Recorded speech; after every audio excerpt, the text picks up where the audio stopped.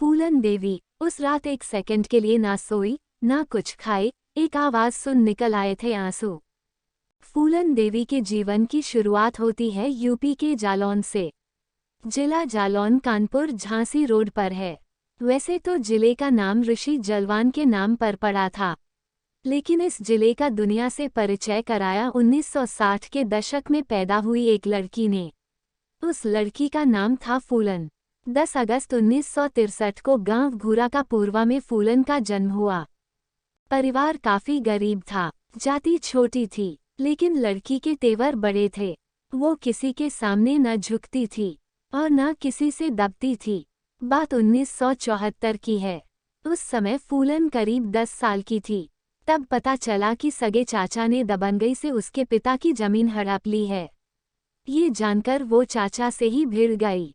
जमीन पाने के लिए धरने पर बैठ गई।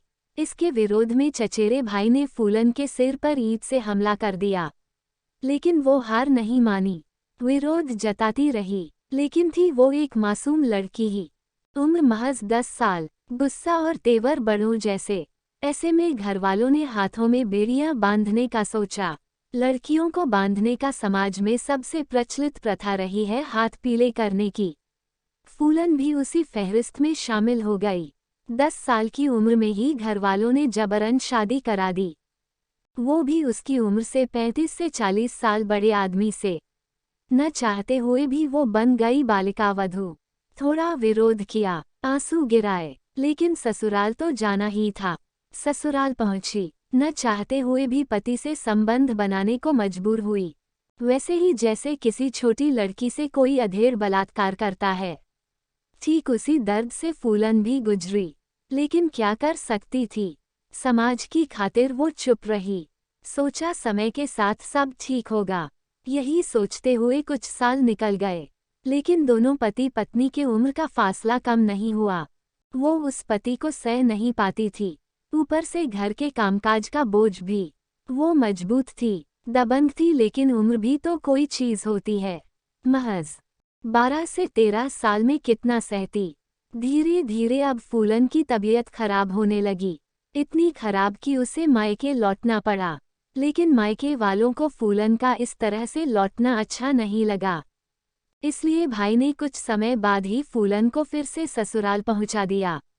अब फूलन फिर से उसी जगह आ पहुंची जिसे वो काले पानी की सजा से भी बढ़कर मानती थी। लेकिन ये सजा उसकी उस समय और बढ़ गई जब पता चला कि उसके पति ने दूसरी शादी रचा ली है। फूलन देवी हिस्ट्री। अब फूलन देवी बेसुध थी, गुस्से में थी, आपत्ति भी जताए, लेकिन फायदा कुछ नहीं हुआ। उल्टा पति ने खूब फटकारा, पति की दूसरी बीवी ने भी लताड़ा, सरेआम बेइज्जती की गई, फिर घर से धक्के मार निकाल दिया गया। अब फूलन क्या करती, कहाँ जाती। वो मायका जहाँ से हाथ पकड़कर ससुराल लाया गया था, मजबूर होकर तो वो अपने घर लौटी, लेकिन दिल टूट चुका था। अब वो बाहर ज्यादा रहती थी। इसी बीच वो डकैतों के गैंग के संपर्क में आई, उनके साथ घूमने लगी। ये साथ उसे अच्छा लगने लगा, बंदूक चलाना भी सीखने लगी, भी उसे अच्छा लगने लगा।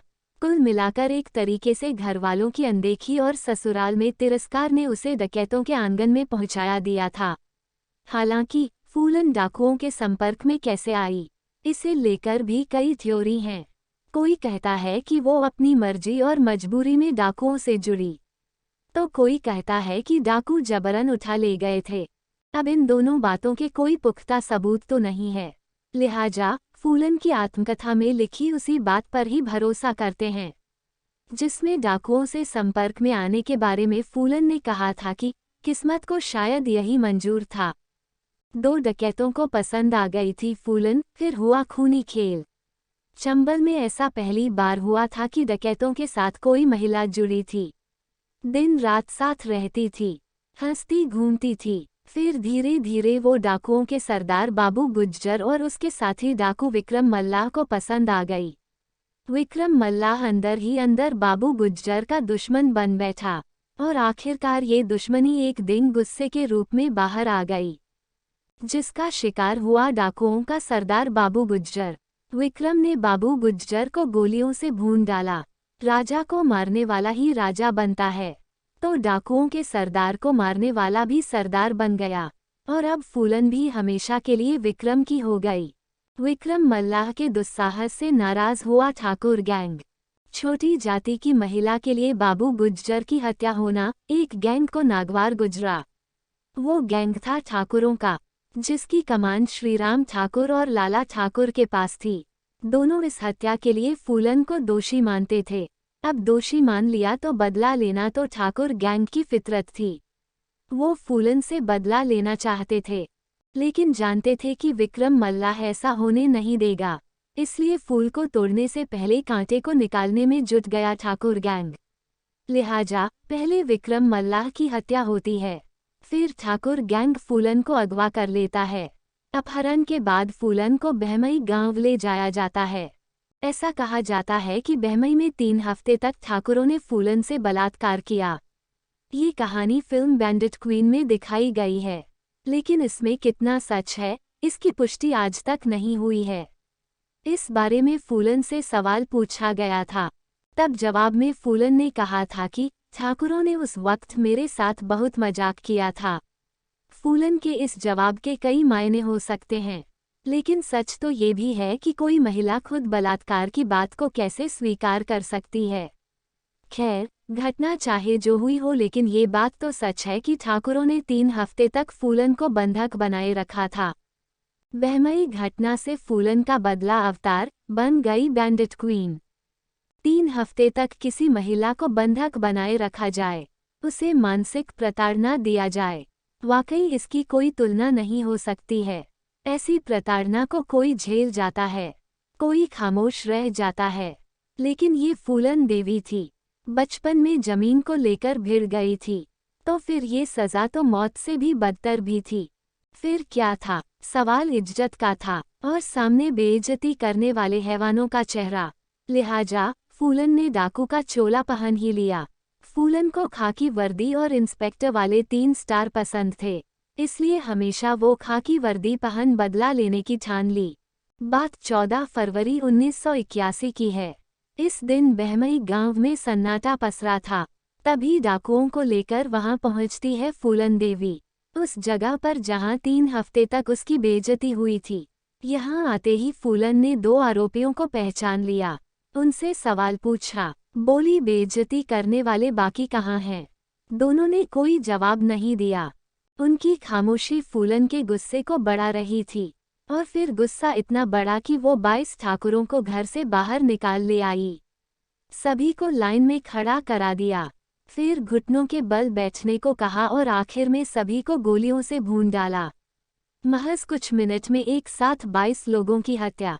अपने आप में ये नरसंहार था, जिसने देश ही नहीं बल्कि पूरी दुनिया को हिला डाला। क्या बलात्कार की घटना से फूलन देवी बनी दिक्कत? अगर बलात्कार के कारण फूलन देवी का जन्म होता तो देश में हजारों फूलन देवियां घूम रही होतीं। यह वास्तव में पुरुषवादी संस्कृति की पैदाइश है।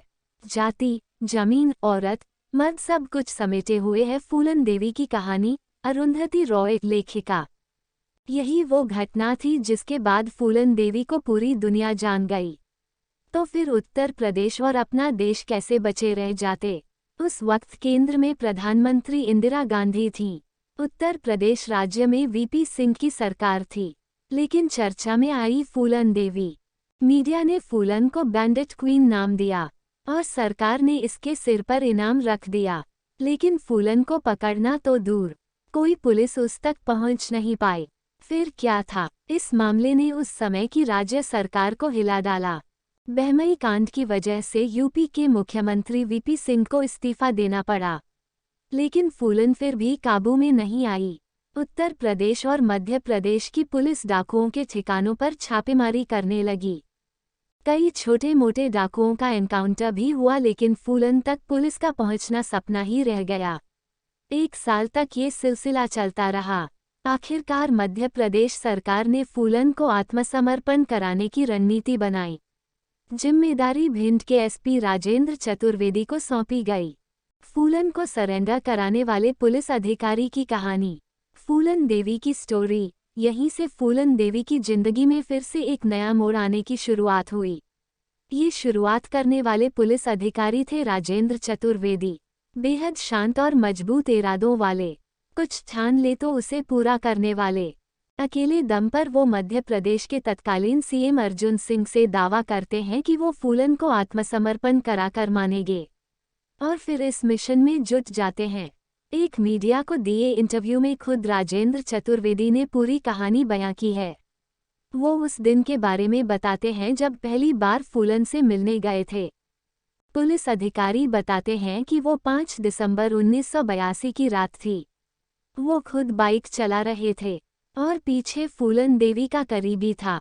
उस वक्त काफी ठंड थी, हवा भी तेज थी जिससे उनकी कपकपी छूट रही थी, लेकिन माथे पर चिंता की लकीरें भी थीं। बाइक बीहड़ों से गुजर रही थी। तभी बाइक के पीछे बैठे शख्स ने कंधे पर हाथ रखकर रुकने का इशारा किया।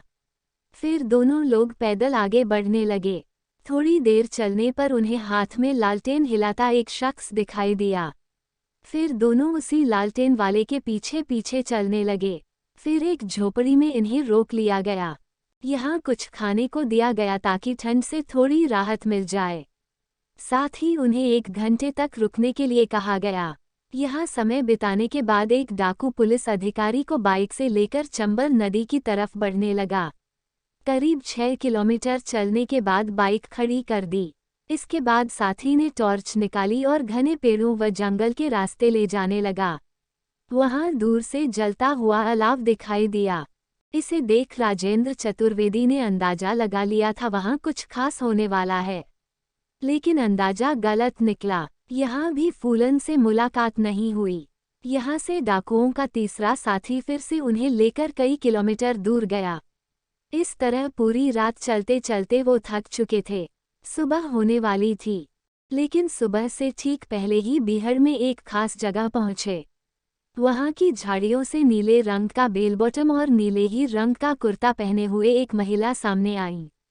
कंधे से राइफल लटक रही थी।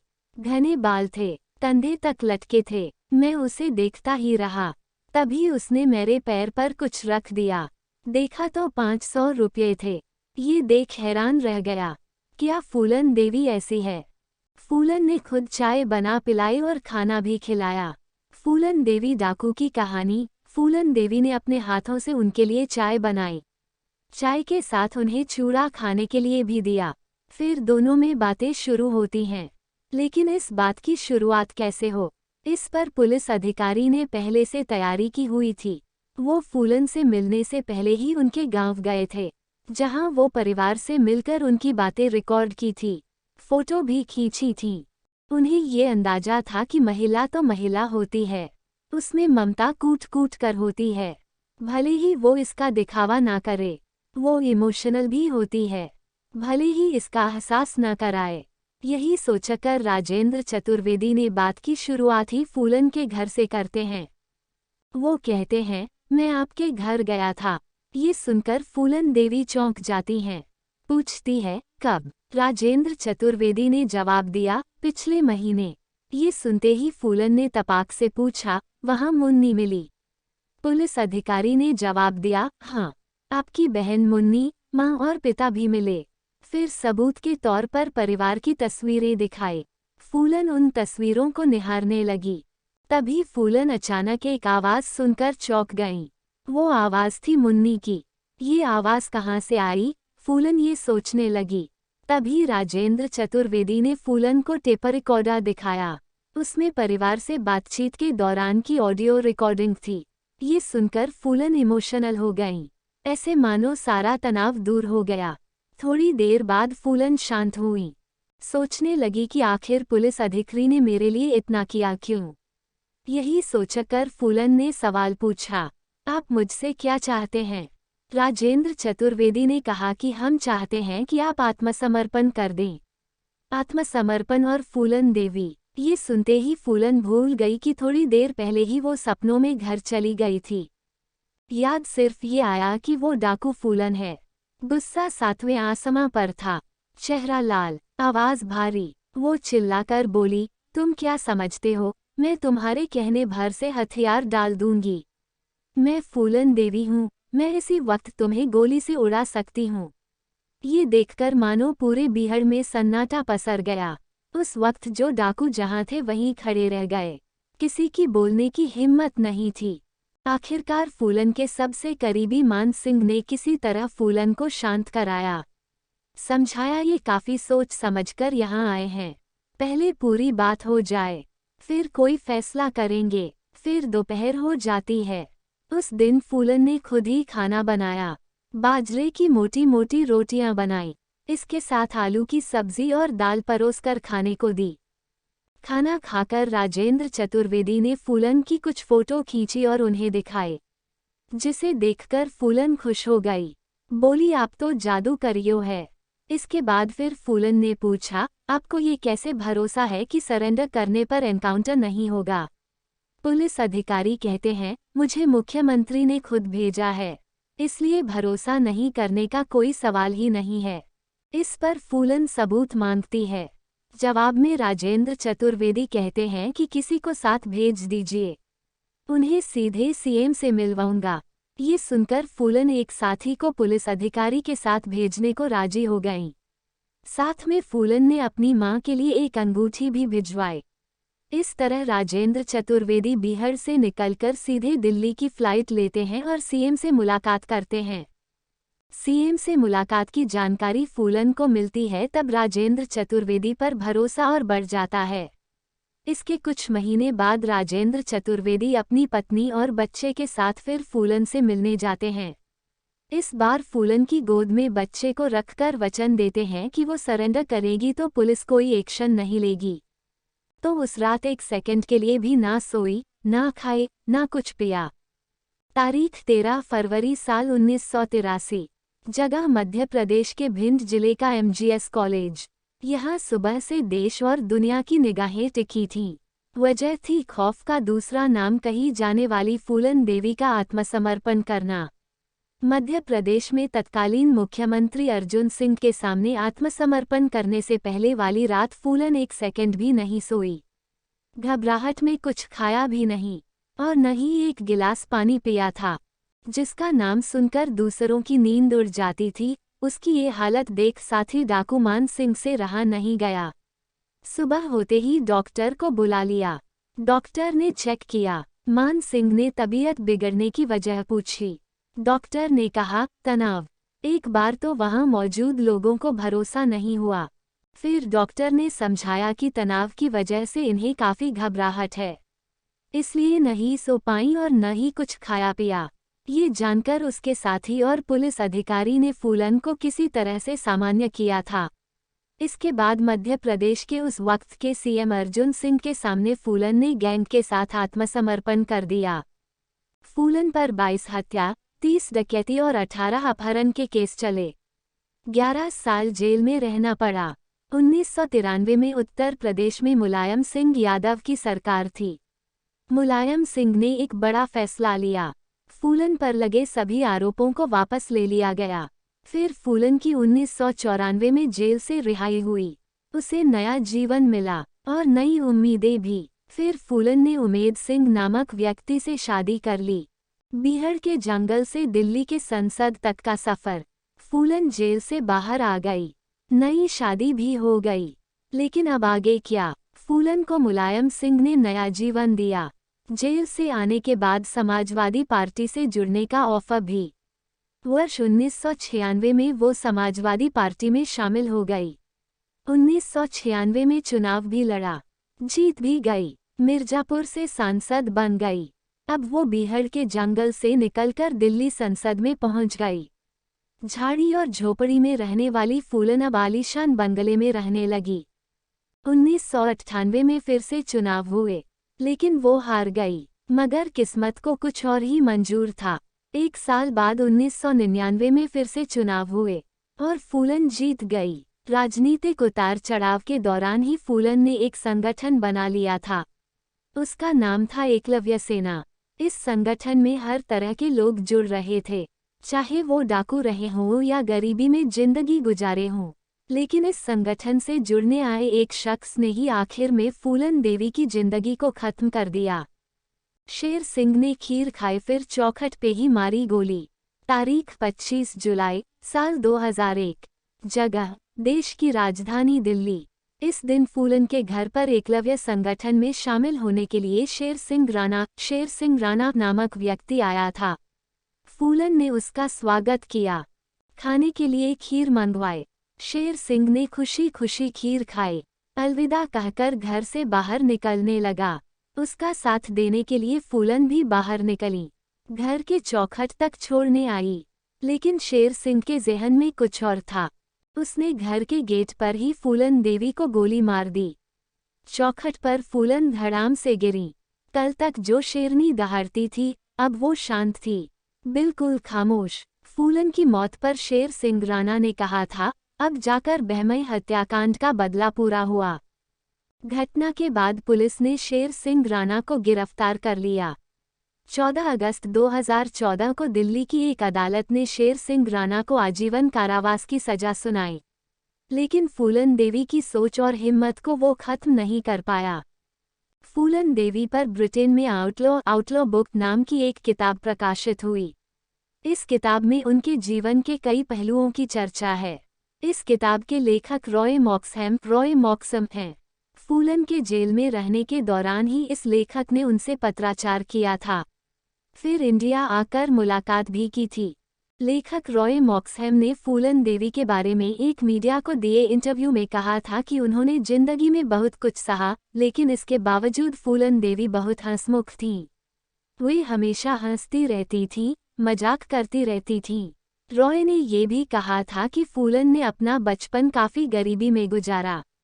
उनका दिल गरीबों के लिए हमेशा धड़कता था।